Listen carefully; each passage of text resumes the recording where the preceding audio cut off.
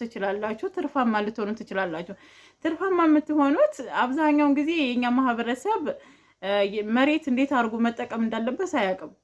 ለምሳሌ እንትን ብር ስለሌለን ይሁን ለምን እንደሆነ ብቻ አላውቅም።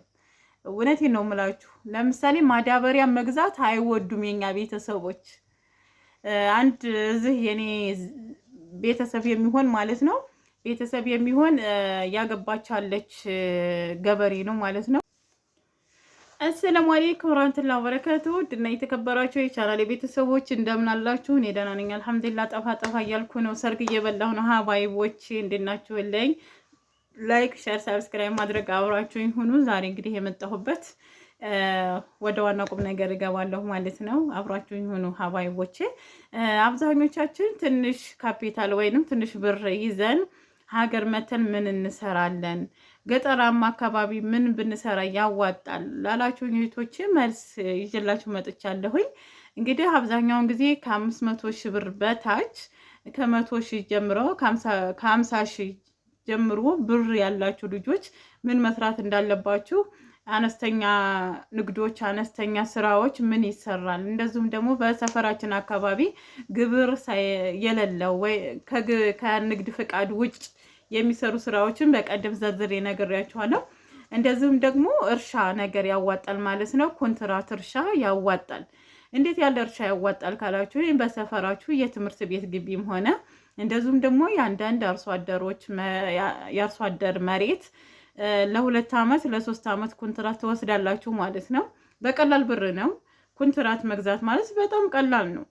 በ20 ሺህ ብር በ30 ሺህ ብር ኮንትራት ብትገዙ 2 ጊዜ 3 ጊዜ የሚመረት አካባቢ አለ። ለምሳሌ ወደኛ አካባቢ 3 ጊዜ ያበላል፣ 2 ጊዜም ያበላል። እንደ አየሩ ሁኔታ መስኖ አካባቢ ስላላደለ የኛ አካባቢ 2 ጊዜ በአስተማማኝነት 2 ጊዜ ያበላል ማለት ነው መሬት።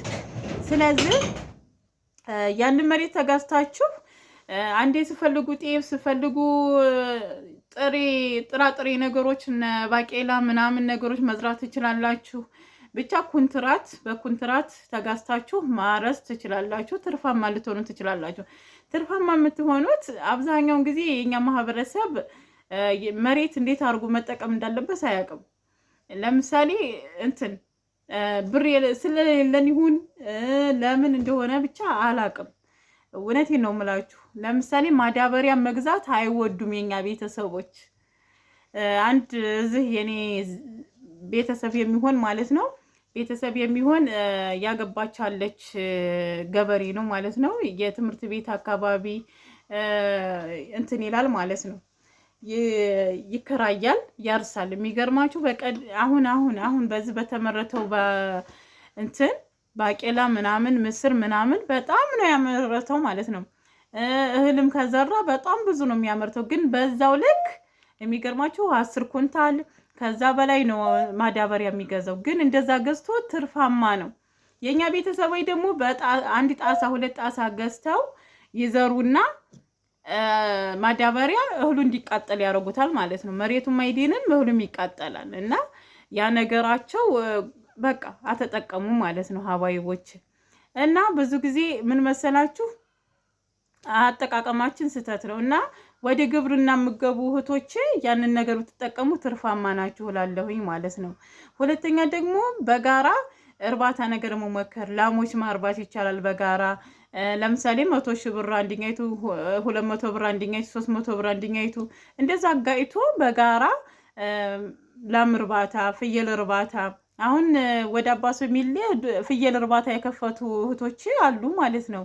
እያረቡ እየተንከባከቡ ትርፍ የጋራ የሚሰሩ ልጆች አሉና እናንተ አገራችሁ ገብታችሁ ከአረብ ሀገር ይሻለና ኑሯችንን እየኖርን ልጆቻችንን ወልደን እንቀየራለን ብላችሁ የምታስቡ ካላችሁ በቀላሉ ነገር በጋራ እየተሰራ መለወጥ ይቻላል። በጋራ ሲሰራ ደግሞ ማን ጋር እንስራ፣ ማን ነው ታማኙ፣ ማን ነው የማይከዳን የሚለውን ነገር ትርፋችሁን መከታተል አለባችሁ። ወጫችሁን ማወቅ አለባችሁ። ትርፋችሁን ማወቅ አለባችሁ። እነዛ ሰው ማናቸው የሚለውን አጢናችሁ ከታማኝ ጓደኛ ጋራ ሰርታችሁ መለወጥ ይቻላል። ግን አንዳንድ ሰው ያው ታውቃላችሁ የሆነ ሰዓት ይጀምርና እኔ መቆየት አልፈልግም ስጡኝና ብር ልሂድ ብሏችሁ ያናዳችኋል። እንደዛ ከሚሉ ጓደኞች ራቅ ብላችሁ የስራ አላማ ያላቸው ሰዎች ጋር እኔ አሁን ለምሳሌ ወይም ምግብ የሆነ ቁርስ ቤት እንክፈት የሚለኝ ሰው ባገኝ ቁርስ ቤት መክፈት እፈልጋለሁ። የሚገርማቸው ምክንያቱም የመስራት ፍላጎቱ አለኝ። አንደኛ ሙያው ስላለኝ ምግብ የመስራት ሙያው ስላለኝ እንደዚህ ፋስት ፉዶችን ሰርቼ ማቅረብ ስለምችል አንደኛ ሙያው ላይ ሳተፋለሁ ማለት ነው። ሁለተኛ ብሬን አወጣለሁ፣ ካፒታል ይኖረኛል። በሙያዬም ደግሞ እሰራለሁኝ። አብሮኝ የሚሰራ ሰው ባገኝ በብር የሚያግዘኝ በጉልበት የሚያግዘኝ ባገኝ አብሬ ለመስራት ለመለወጥ ወደ ኋላ አልልም። እና ማንኛውም ነገር ታማኝ ጓደኛ ያስፈልጋል ማለት ነው። እና ጓደኛ መርጣችሁ በጋራ ሰርቶ መለወጥ ይቻላል።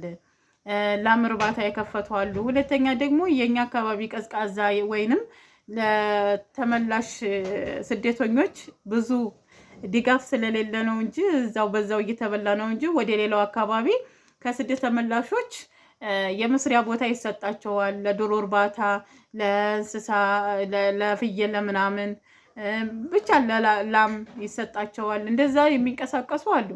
ቦታ ተሰጥቷቸው እነሱ ደግሞ እያረቡ የሚጠቀሙ አሉ ማለት ነው፣ ለከተማ የሚያቀርቡ እና እንደዚህ ያለ እድል ከተገኘ ቢሰራ ከይር ነው እላለሁኝ። ሀባይቦችን ገንዘብ ለማግኘት ከትንሹ መጀመር አለብን። ከትንሹ ካልጀመርን ደግሞ ማደግ የለም እላችኋለሁኝ። እና ቪዲዮ እንዲሰራላችሁ የምትፈልጉ ማንኛውም ጥያቄ ካላችሁ ጠይቁኝ።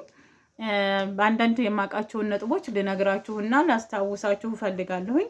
እኔም በተቻለኝ አቅም ብሰራ ብዬ የምላቸው ስራዎች ስላሉ ፈቃደኛ ሆናችሁ መስራት ከኔ ጋር የምፈልጉ ካላችሁ ወደፊት አብረን እንሰራለን። ሁለተኛ እኔ ዩቲዩብ ማስተዋወቅ የምችላቸውን ነገሮች ማስተዋወቅ እያስተዋወቅኩኝ መስራት ይኖርብኛል ብዬ የምላቸውን ነገር መስራት ስለምፈልግ ኢንሻአላህ ወደፊት አብረን መስራት የምፈልጉ ቶሎ ማለት ነው። ሀይቅ አካባቢ ሰምታችኋል። እንደዛ ምላችሁ ምን መሰላችሁ፣ ትንሽ ብር ኑሯችሁ እውቀቱ ኑሯችሁ የሚያበረታታችሁ ሰው ራሱ የሚያጣ ሰው አለ። እኔ ለምሳሌ በቃ እንደዛ ነው። ሱቅ አልወድም፣ ቁጭ ብዬ መዋል እየተንቀሳቀስኩ የምሰራው ነገር ፈልጋለሁ። ነገር ግን ያንን ስራ የሚያበረታታኝ ሰው ፈልጋለሁ፣ ወይ ሰርቶ የሚያውቅ ሰው፣ በቃ እውቀት ያለው ሰው ያስፈልገኛል። ለምሳሌ ማለት ነው። ወይንም በቃ ካፒታል እኔ ጋር ከኔ ሻል ያለም ካለው እኔ የተወሰነ ጨምሬ ከጉልበቴ ጋር ሆኖ አብሮ መስራት የሚያክል ነገር የለም። እና ተመጣጣኝ ሰው ተስፋ የሚሰጣችሁ ሰው ከተገኘ አብሮ መስራት የሚያክል ነገር የለም።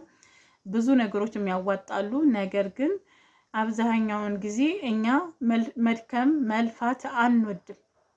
ደግሞ ካልተደከመ ውጤት የለም በአሁኑ ሰዓት ማለት ነው። እና የደከምንበት ነው ጣፍጦን የምንበላው። የደከምንበት የለፋንበት ላባችን ስበሉት ራሱ ይጣፍጣል። የሚገርሟችሁ አሁን አረብ ሀገር ሁነን ሰርተን ደክመን የምናመጣውን ነገር ላረግነው ነገር ብናደርገው እኮ በቃ ምንም አይመስለን። ምክንያቱም የላባችን ነው እንቅልፋችንን አጥተን የምንሰራው ስለሆነ ማለት ነው። እና ኢንሻአላህ ሀገራችሁ ለመግባት ትንሽ ብር ነው ያለን ብላችሁ ተስፋ አትቁረጡ።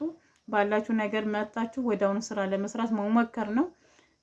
ሰውን አብዛኛውን ጊዜ ሰውን ማማከር መውደቅ ነው ብዬ አስባለሁ። እኔ አሁን ይሄንን እንደዚህ ይሉኛል፣ ግን በራሴ ለመቆም እሞክራለሁ። በራሴ በወርቅም በራሴ ነው፣ ብነሳም በራሴ ነው። በራሳችሁ የወሰናችሁት ነገር ይሻላል ማለት ነው። ሰው መርቷችሁ ገደል ከምትገቡ በራሳችሁ ቁማችሁ በራሳችሁ ከወደቃችሁም ከቆማችሁም ይሻላችኋል። እና በራሳችሁ ወስናችሁ የሆነ ስራ ላይ ቶሎ ግቡ።